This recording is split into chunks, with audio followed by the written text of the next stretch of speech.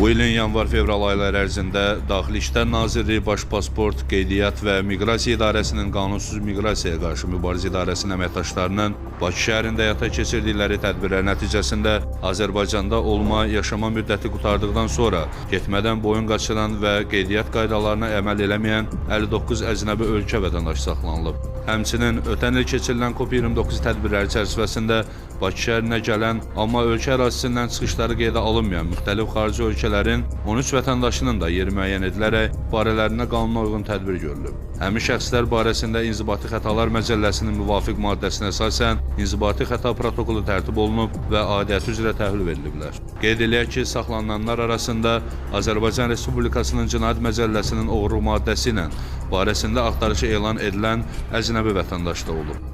Sami Təşimov, Bugün TV.